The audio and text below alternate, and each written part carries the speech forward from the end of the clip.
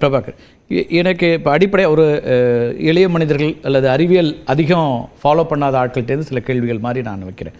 இப்போது 28,000 km/h அப்படின்னு தொடங்குகிற ஒன்று 500 கிலோமீட்டர் 400 கிலோமீட்டர் உயரத்தில் தான் இருக்குது இப்போ சர்வதேச விண்வெளி ஆய்வு மையம் அப்படின்னா, இங்கே வந்து சேர்றதுக்கு இவ்வளோ நேரம் ஆகுமா அப்படின்னு ஒரு கேள்வி கேட்கும். அது ஒரு ஆர்பிட்டில் சுற்றி வரதுனால லேட் ஆகுதா? எதனால் அந்த காலதாமதம்னு அது பார்க்கட்டுமா? ஸோ அந்த ஐஎஸ்எஸ்லேருந்து பிரிஞ்சதுக்கப்புறம் உங்களுக்கு சர்வதேச விண்வெளி ஆய்வு மையத்திலேருந்து பிரிஞ்ச பிறகு சொல்கிறீங்க ஐஎஸ்எஸ் நம்ம பிரிஞ்சதுக்கப்புறம் நீங்கள் நேரடியாக அப்படி ஸ்ட்ரைட்டாக நேராக நீங்கள் இறங்கும் போது என்னாகும்னா உங்களுக்கு வந்து இவ்வளோ வேகத்தில் 28,000 km/h வேகத்தில் இருக்கும்பொழுது எப்பயுமே வந்து காற்றோட உராய்வுங்கிறது வந்து எவ்வளோ நீங்கள் வேகத்தில் போகிறீங்களோ அவ்வளோக்கு அதிகமாக இருக்கும். அப்போது அவ்வளோ வெப்பத்தையும் தாங்குற அளவுக்கு வந்து நம்மளுடைய டிசைன் இருக்காது.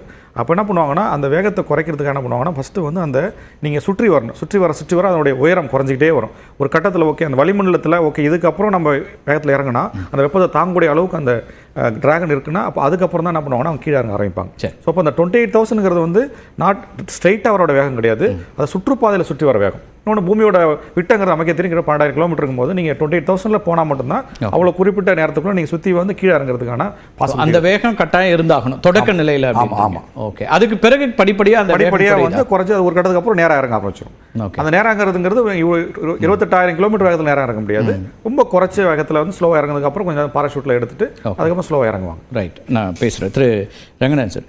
இந்த ஒவ்வொரு படிநிலைகளாக இப்போ வந்து பூமிக்கு திரும்புறது அப்படிங்கிற ஒரு இடத்துல இந்த பயணம்ங்கிறது ஒரு பாதுகாப்பானதாக இருக்குது அப்படின்னு பார்க்கணுமா, இல்லை அதில் ஏதாவது ஒரு நிலைகளில் இதெல்லாம் கடந்து வர வேண்டியிருக்கு, இங்கெல்லாம் கவனமாக இருக்க வேண்டியிருக்கு அப்படின்னு பார்க்க வேண்டியிருக்கு? ஏன்னா ஒரு செய்திகளில் பார்க்கும்போது முதல்ல நெருப்பு வந்து ஒரு சிக்கலாக இருக்கும்.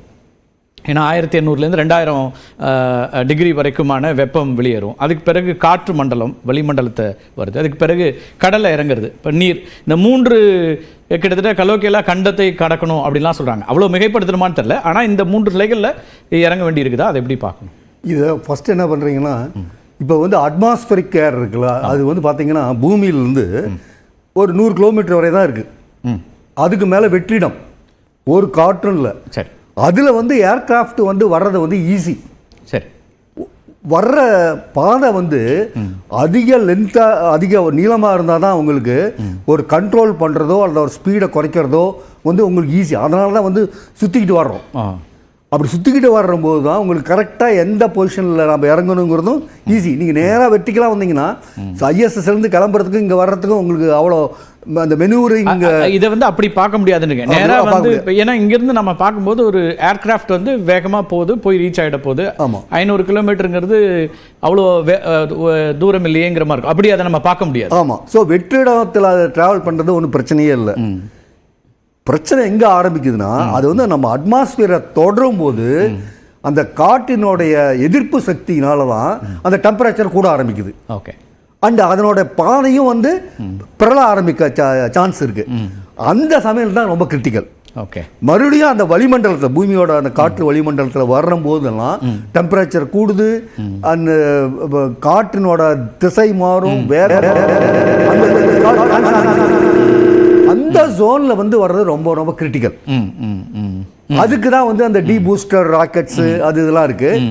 அப்புறமேட்டு அந்த என்ட்ரி ஆகிற சமயத்தில் பார்த்தீங்கன்னா அதனோட டைரக்ஷன்லாம் கண்ட்ரோல் பண்ணுறதுக்காக 2 பேராசூட் பெரிய பேராசூட் இருக்கும். ஓகே. அதை வந்து விரிச்சு அதை கண்ட்ரோல் ஆன மறுபடி எகைன் நம்ம பூமியோட அந்த காற்று மண்டலத்தை இறங்குறோம்.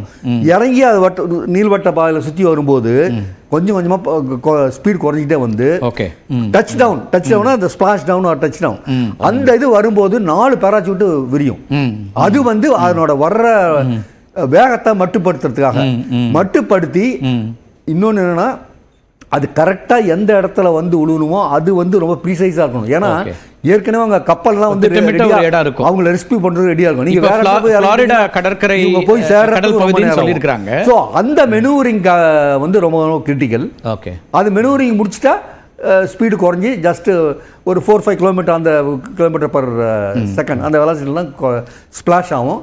ஸ்பிளாஷ் ஆனோன்னா இவங்க போய் அந்த ரெஸ்கியூ டீம் வந்து போய் கூட்டு. ஓகே. இதை ரெஸ்கியூன்னு சொல்லணுமா இல்லது ரிட்டர்ன் ஆகிறாங்கன்னு சொல்லணுமா? திரு தாவி வெங்கடேஸ்வரன், நம்ம பேசிட்டு இருந்தோம் இடையில கொஞ்சம் தொழில்நுட்ப கோளாறுகள். நம்ம இங்கேருந்து ஸ்பேஸ் ஸ்டேஷனுக்கே போயிடலாம், ஆனாலும் இந்த தொழில்நுட்ப கோளாறுகள் இருந்துட்டு இருக்கு. எஸ். ரெஸ்கியூ மிஷன் அல்ல, மீட்புக்கான ஒரு மிஷனே அல்ல. இது வந்து அமெரிக்க ஒரு அரசியல் காரணமாக இப்படிப்பட்ட ஒரு விஷயத்த வந்து அமெரிக்காவில் பரப்பப்பட்டு நம்மளாமும் அதை வந்து சரியா புரிஞ்சுக்காம உள்வாங்கிக்காம அதை அப்படியே நம்மளும் பேசிட்டு இருக்கோம். நான் அதை பேசலாம்னு நினைச்சேன், நீங்க தொட்டதுனால இப்பயே கேட்கிறேன். ஏன்னா பைடன் ஆட்சி காலத்துல இவங்களை வந்து காப்பாற்றுவதற்கான முயற்சிகள் செய்யல, அல்லது அவங்கள மீண்டும் பூமிக்கு கொண்டு வரதுக்கான முயற்சிகள் செய்யல அப்படின்லாம் திரு ட்ரம்ப் குறிப்பிட்டாரு.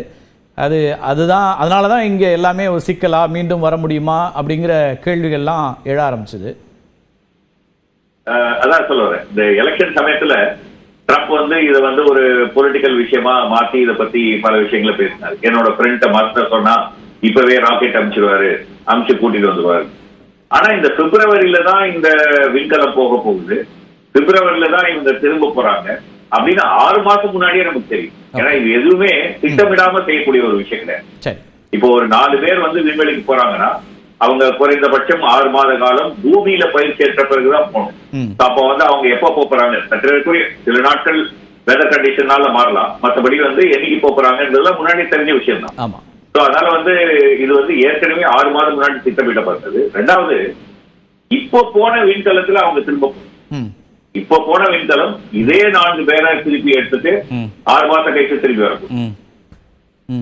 ஏற்கனவே 6 மாசம் முன்னாடி 2 பேர் போனாங்க, ஒரு அமெரிக்கர் ஒரு ரஷ்யன். அவங்களோட இவங்க 2 பேரும் சேர்ந்து 4 பேரா திரும்பி வரப்பாங்க.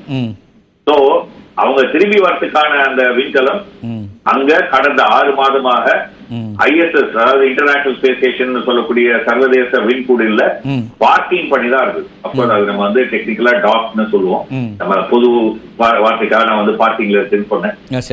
அந்த இதுல அட்டாச் பண்ணி டாக்ல தான் இருக்குது. இந்த இடைப்பட்ட காலத்துல ஏதாவது சிக்கல் இருந்ததுன்னு சொன்னா அதுல ஏறி உட்கார்ந்து திரும்பி வந்தது. அதனால இது அவங்க இயல்பா 8 நாள்ல திரும்ப 7 நாள்ல திரும்ப வேண்டியது தானே. அப்போ ஒரு பிரச்சனை வந்து தானே, ஹீலியம் வெளியேறியது, அப்ப உடனே பயன்படுத்த முடியலன்றதெல்லாம் சொன்னாங்க இல்லையா. அப்ப என்ன சிக்கல் வந்தது, அது ஏன் அடிஷனலா அவங்க கூடுதல் நாட்கள் தங்க வேண்டி வந்ததுங்கிற கேள்வி வருது இல்லையா. சுனிதா வில்லியம்ஸ் அவங்க வந்து இதுக்கு முன்னாடியே 2 தடவை விண்வெளிக்கு போயிருக்காங்க. ஆமா, அந்த விண்வெளிக்கு போய் அவங்களுக்கு அந்த அனுபவம் இருக்கிறதுனால அவங்க வந்து உண்மையிலேயே அவங்களுடைய சர்வீஸை எப்படி துவக்கினாங்க அப்படின்னு சொன்னீங்கன்னா, அமெரிக்காவுடைய கடற்படையில இருக்கக்கூடிய விமானப்படை, கடற்படை சார்ந்த விமானப்படையில பைலட்டை ட்ரெயின் பண்றதுதான் அவங்க வேலையா இருக்கு. சோ அதுல இருந்துதான் நாசா அவங்களை எடுத்து அவங்களுக்கு விண்வெளி பயிற்சி கொடுத்து விண்வெளிக்கு அனுப்பிச்சாங்க. சோ இந்த 2 பயணம் முடிந்த பிறகு நாசா வந்து அவங்களுக்கு கொடுத்த வேலை என்ன அப்படின்னு சொன்னாக்க, இந்த ஸ்டார்லைனர், டிராகன், இந்த 2த்தையும் செலுத்தக்கூடியவர்கள் நம்ம வந்து விண்கல ஓட்டி அப்படின்னு சொல்லலாம். அந்த விண்கல ஓட்டிகளை பயிற்சி கொடுப்பதுதான் இவங்களோட பணியா இருக்கு, சுனிதா வில்லியம்ஸுடைய பணியா இருக்கு. அந்த சமயத்துலதான் புதுசா இந்த ஸ்டார்லைனர் விண்கலத்தை வந்து வடிவமைச்சாங்க. அந்த வடிவமைச்ச அந்த விண்கலத்தை சோதனை ஓட்டம் செய்யும்.